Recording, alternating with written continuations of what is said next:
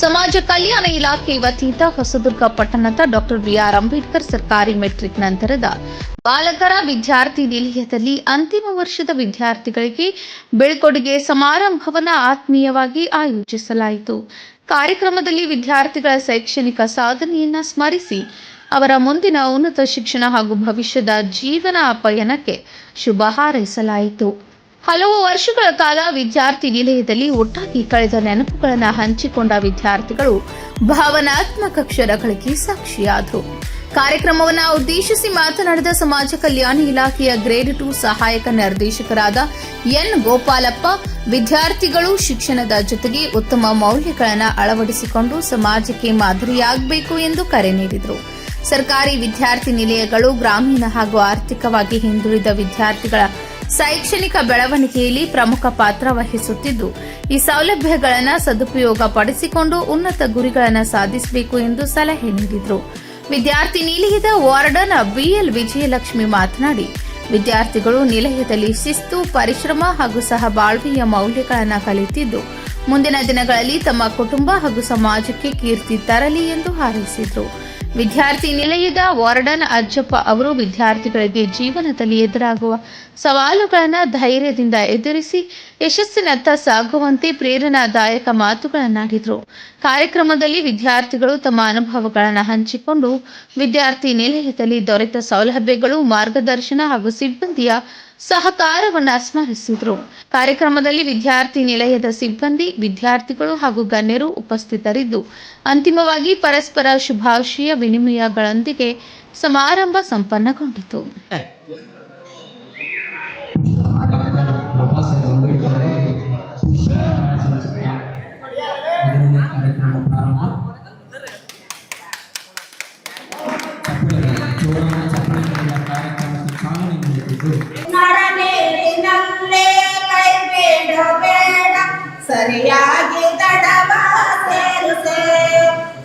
ಪದವಿ ಆಗಿರ್ಬೋದು, BEd ಆಗಿರ್ಬೋದು, MA ಆಗಿರ್ಬೋದು, ನಿಮ್ಮೆಲ್ಲರಿಗೂ ಕೂಡ ಇಲ್ಲಿ ಉಳಿದುಕೊಳ್ಳೋದಕ್ಕೆ ಸ್ಥಳವನ್ನು ಕೊಟ್ಟು ನಿಮ್ಮ ಒಂದು ವಿದ್ಯಾರ್ಹತೆಗೆ ಸಹಕರಿಸಿದಂತ ಈ ಒಂದು ವಿದ್ಯಾರ್ಥಿ ನಿಲಯಕ್ಕೆ ನಾವೆಲ್ಲರೂ ಕೂಡ ಧನ್ಯರಾಗಿರ್ಬೇಕು.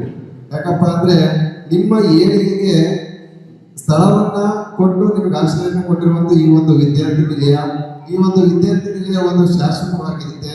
ನಾವೆಲ್ಲರೂ ಕೂಡ ಇಲ್ಲಿ ಓದಿ ವಿದ್ಯೆಯನ್ನು ಗಳಿಸಿಕೊಂಡು ನಮ್ಮ ಬದುಕಿನ ಏಳಿಗೆಗೆ ನಾವು ಪ್ರಗತಿಯನ್ನ ಸಾಧಿಸ್ತೀವಿ. ಅಂತಹ ವಿದ್ಯಾರ್ಥಿ ನಿಲಯ ಇದು ಹೊರಗಿನ ಜನರಿಗೆ ಒಂದು ರೀತಿಯಲ್ಲಿ ಇಲ್ಲಿ ಈ ವಿದ್ಯಾರ್ಥಿ ನಿಲಯದ ಬಗ್ಗೆ ಕಲ್ಪನೆನೇ ಬೇರೆ ಇದೆ. ಆದರೂ ಕೂಡ ಈ ಒಂದು ವಿದ್ಯಾರ್ಥಿ ನಿಲಯ ಪೇಪರ್ ಅಂದ್ರೆ ಪತ್ರಿಕೆಗಳಲ್ಲಿ ಬರುವ ರೀತಿಯಲ್ಲಿ ವಿದ್ಯಾರ್ಥಿಗಳನ್ನ ವಿದ್ಯಾರ್ಥಿಯನ್ನ ತಯಾರು ಮಾಡಿದಂತಹ ಸ್ಥಳ ಇದು. ಯಾಕಂದ್ರೆ ಮೊನ್ನೆ ಒಂದು ಪೇಪರ್ ಅಲ್ಲಿ ಬಂದಿತ್ತು, BEd ಅಲ್ಲಿ ರ್ಯಾಂಕ್ ಅನ್ನ ಪಡೆದಿರುವಂತಹ ಯಾರು ಪರಶುರಾಮ್ ಅಲ್ವಾ, ಪರಶುರಾಮ್ ರವರು ಈ ವಿದ್ಯಾರ್ಥಿ ನಿಲಯದಲ್ಲಿ ಇದ್ದವರು ಎನ್ನುವುದು ಕೂಡ ಇಡೀ ಪತ್ರಿಕೆಯಲ್ಲಿ ಜಾಹೀರಾತು. ಆಗ ಪತ್ರಿಕೆಯ ಒಂದು ಫೋಟೋವನ್ನು ತೆಗೆದುಕೊಂಡು ನಮ್ಮ ಆಫೀಸಲ್ಲಿ ಫೈಲ್ ಮಾಡಿ ಕಮಿಷನರ್ ಆಫೀಸರ್ಗೂ ಕೂಡ ಕಳಿಸ್ಕೊಟ್ರು. ಏಕೆಂದ್ರೆ ಒಂದು ವಿದ್ಯಾರ್ಥಿ ನಿಲಯ ಎಲ್ಲಾ ರೀತಿಯಾದಂತಹ ಸಕಲ ಸೌಲಭ್ಯಗಳನ್ನು ಒದಗಿಸಿಕೊಟ್ಟು ಏನನ್ನ ವಿದ್ಯಾರ್ಥಿಗಳಿಂದ ಕೇಳುತ್ತೆ ಅನ್ನೋದಾದ್ರೆ ನಿಮ್ಮ ಶ್ರಮಕ್ಕೆ ತಕ್ಕದ ಫಲವನ್ನ ಕೊಟ್ಟಾಗ ಆ ಒಂದು ರ್ಯಾಂಕ್ ಅನ್ನ ಪಡೆದಿದ್ದಾನೆ ಅಂತ ಅಂದಾಗ ವಿದ್ಯಾರ್ಥಿ ನಿಲಯದ ಒಬ್ಬ ವಿದ್ಯಾರ್ಥಿ ಅಷ್ಟು ರ್ಯಾಂಕ್ ಅನ್ನ ಪಡೆದಿದ್ದಾನೆ, ಅವನಿಗೆ ಅಭಿನಂದನೆಗಳನ್ನ ಸಲ್ಲಿಸೋದಕ್ಕೂ ಕೂಡ ನಮ್ಮ ಇಲಾಖೆ ತುಂಬಾ ಇಷ್ಟಪಡುತ್ತೆ, ಅಂದ್ರೆ ಹರ್ಷವನ್ನ ವ್ಯಕ್ತಪಡಿಸುತ್ತೆ. ನಾವು ಇಷ್ಟೆಲ್ಲ ಸೌಲಭ್ಯ ಕೊಟ್ಟಿರೋದ್ರಿಂದ ಒಬ್ಬ ವಿದ್ಯಾರ್ಥಿ ಈ ಒಂದು ವಿಶ್ವವಿದ್ಯಾನಿಲಯದಲ್ಲಿ ರ್ಯಾಂಕ್ ಅನ್ನ ಪಡೆದಿದ್ದಾನೆ ಅಂತ ಅಂದ್ರೆ ಅದು ನಮ್ಮ ಇಲಾಖೆಯ ಒಂದು ಗೌರವ. ಯಾಕೆಂದ್ರೆ ಇಷ್ಟೆಲ್ಲ ಸೌಲಭ್ಯ ಕೊಡುತ್ತೆ ಅಂದ್ರೆ ಯಾರಿಗೋಸ್ಕರ ಅಲ್ಲ, ನಿಮ್ಮೆಲ್ಲರ ಏಳಿಗೆಗೋಸ್ಕರ. ನೀವು ಚೆನ್ನಾಗಿರ್ಬೇಕು, ನೀವು ಚೆನ್ನಾಗಿ ಸಮಾಜದಲ್ಲಿ ಬಾಳಿ ಬದುಕಬೇಕು, ನೀವೆಲ್ಲರೂ ಕೂಡ ಮಾದರಿಯಾಗಬೇಕು ಅನ್ನೋದಕ್ಕೋಸ್ಕರ ಸರ್ಕಾರ ಆಗಿರಲಿ, ಇಲಾಖೆ ಆಗಿರಲಿ, ಇಲಾಖಾ ಮಟ್ಟದ ಅಧಿಕಾರಿಗಳಾಗಿರಲಿ, ನೀವು ಏನು ಕೇಳ್ತಿರೋ ಅದನ್ನೆಲ್ಲದನ್ನೂ ಕೂಡ ಸೌಲಭ್ಯಗಳನ್ನ ಕೊಡ್ತಾ ಬಂದಿದ್ದಾರೆ, ಇನ್ನೂ ಕೂಡ ಕೊಡ್ತಾರೆ. ಅದನ್ನ ಬಳಸ್ಕೊಳ್ರಿ, ಬೆಳೀರಿ, ಬದುಕ್ರಿ, ಚೆನ್ನಾಗಿರಿ ಅಂತ ಹೇಳ್ತಾ ಇದನ್ನೆಲ್ಲ ವ್ಯವಸ್ಥೆ ಮಾಡಬೇಕು. ನೀವು ಹಾಗೆ ಓದಬೇಕು, ಚೆನ್ನಾಗಿ ಓದ್ತಿದ್ದೀರ ಅಂತ ಗೊತ್ತು, ಆದರೆ ಒಂದು ಸ್ವಲ್ಪ ಬೇಜಾರಾಗ್ತದೆ. ಯಾರು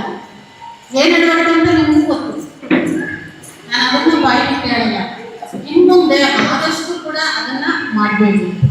ಚೆನ್ನಾಗಿ ಓದ್ಕೊಳ್ರಿ. ನಿಮ್ಮ ತಂದೆ ತಾಯಿಗಳು ಓದೋಕ್ಕೆ ಕಳಿಸ್ತಾರೆ. ನಾನು ಏನು ಅಂತ ಹೇಳೋದು ನಿಮ್ಗೆ ಅರ್ಥ ಆಗಿರುತ್ತೆ. ನೀವೇನು ಹೇಳ್ತೀರಿ ಆ ವ್ಯವಸ್ಥೆ ನಾನು ಮಾಡ್ತೀನಿ. ಆದರೆ ನಾನು ಏನು ಹೇಳ್ತೀನಿ ನೀವು ಅದನ್ನು ಮಾಡಬೇಕು ಅಷ್ಟೇ. ಎಲ್ಲರಿಗೂ ಒಳ್ಳೆಯದು. ಒಂದು ಸ್ಫೂರ್ತಿ ಅಂತ ನೀಡುವಂಥ ಸ್ಥಳ. ಇವಾಗ ನಾವೆಲ್ಲ ದೇವಸ್ಥಾನಕ್ಕೆ ಹೋಗ್ತೀವಿ, ಶನಿವಾರ ಶುಕ್ರವಾರ, ಒಟ್ಟು ಯಾವುದೇ ರೀತಿ ಇದಿಲ್ಲ. ಆದರೆ ನಮ್ಮನ್ನು ಇಲ್ಲಿ ವಿದ್ಯೆಯನ್ನು ಕೊಟ್ಟು ಅನ್ನವನ್ನು ಕೊಟ್ಟು ಈ ಮನೆಯನ್ನು ಕೂಡ ಆ ರೀತಿ ನೋಡ್ತೀನಲ್ಲ. ಟೈಮ್ ಸರಿಯಾಗಿ ಕಾಫಿ ಟೀ ಆಗಿರ್ಬೋದು, ಊಟ ಆಗಿರ್ಬೋದು, ತಿಂಡಿ ಆಗಿರ್ಬೋದು, ಎಲ್ಲವನ್ನೂ ಕೂಡ ನೀಡ್ತಕ್ಕಂಥದ್ದು ಈ ವಸತಿ ನಿಲಯ. ಈ ವಸತಿ ನಿಲಯದಲ್ಲಿ ಓದಿರ್ತಕ್ಕಂಥ ಹುದ್ದೆಗಳು ಇವತ್ತು ಅಂತಾರಾಷ್ಟ್ರೀಯ ಮಟ್ಟದಲ್ಲೂ ಕೂಡ, ರಾಷ್ಟ್ರೀಯ ಮಟ್ಟದಲ್ಲೂ ಕೂಡ, ಜಿಲ್ಲೆಯ ಮಟ್ಟದಲ್ಲೂ ಕೂಡ, ರಾಜ್ಯ ಮಟ್ಟದಲ್ಲೂ ಕೂಡ ಸಾಧನೆಯನ್ನು ಮಾಡಿರ್ತಕ್ಕಂಥದ್ದನ್ನು ನಾವು ನೋಡ್ತೀವಿ. ಹಾಗೆ ನೀವೆಲ್ಲರೂ ಕೂಡ ಇಲ್ಲಿಗೆ ಓದಲಿಕ್ಕೆ ಬಂದಿದ್ದೀರಾ.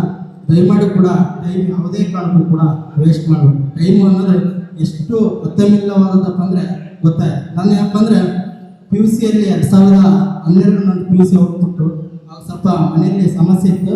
ಹಾಗಾಗಿ ನಾನು ಏನು ಮಾಡಿದೆ, ಬೆಂಗಳೂರಿಗೆ ದುಡಿಯಾಗ್ಬೋದು 5 ವರ್ಷಗಳ ಕಾಲ ಬೆಂಗಳೂರಲ್ಲಿ ದುಡಿದು ನನಗೆ ಅರ್ಥ ಆಯ್ತು, ಇವತ್ತೆಲ್ಲ ನಾಳೆ ದುಡಿಬೋದು. ಆದರೆ ವಿದ್ಯೆಯನ್ನು ಮಾತ್ರ ನಾವು ಸರಿಯಾದ ಏಜ್ನಲ್ಲೇ ಪಡ್ಕೋಬೇಕು.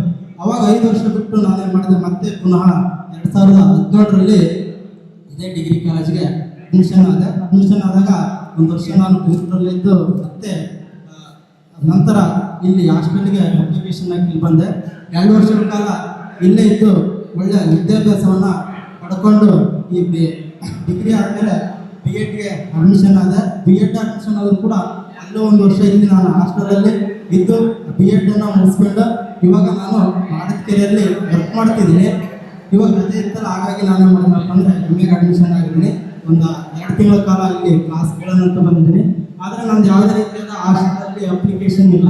ಅದೊಂದು ನನಗೆ ನೋವಿನ ಸಂಗತಿ. ಯಾಕಂದರೆ ಯಾವಾಗ ಬಂದರೂ ಕೂಡ ಏನು ಕೇಳಿದ್ರೆ ಊಟ ಆಗ್ತಕ್ಕಂಥ ಏನಾದರೂ ವಸತಿ ಇದ್ದರೆ ನಮ್ಮ SC/ST ಬಾಲಕರ ವಿದ್ಯಾರ್ಥಿನಿಗೆ ಯಾರಿಗೂ ಕೂಡ ಇವತ್ತಿನವರೆಗೂ ಆಗಿದೆ, ಎಲ್ಲಿದ್ದ ಬಂದರೂ ಕೂಡ ಯಾರಿಗೂ ಊಟ ಇಲ್ಲ ಅಂತ ಇವತ್ತಿನವರೆಗೂ ಆಗಲಿ, ನಮ್ಮ ತಿಮ್ಮಜ್ಜ ಇರ್ಬೋದು ಅಥವಾ ನಮ್ಮ ಸಿಬ್ಬಂದಿ ವರ್ಗ ಇರ್ಬೋದು, ಯಾರನ್ನೂ ಕೂಡ ಹಿಂದೆ ಕಳಿಸಿಲ್ಲ. ಹಾಗಾಗಿ ದಯಮಾಡಿ ಊಟವನ್ನು ಯಾವುದೇ ಕಾರಣಕ್ಕೂ ಪ್ಲೀಸ್ ವೇಸ್ಟ್ ಮಾಡಬೇಡಿ. ಯಾಕಂದರೆ ಎಲ್ಲ ಕಾಣೋಗ್ರಿ, ನಿಮ್ಮ ರೂಮಲ್ಲೇ ಊಟ ಮಾಡಿರಿ. ನಿಮಗೆ ಎಷ್ಟು ಬೇಕಾಗುತ್ತಾ ಅಷ್ಟು ಮಾತ್ರ ಊಟ ಮಾಡಿ. ಯಾಕಂದ್ರೆ ಅವತ್ತಿನ ಒಂದು ಊಟ ಎಷ್ಟೋ ಜನಗಳ ಶ್ರಮ ಇದೆ.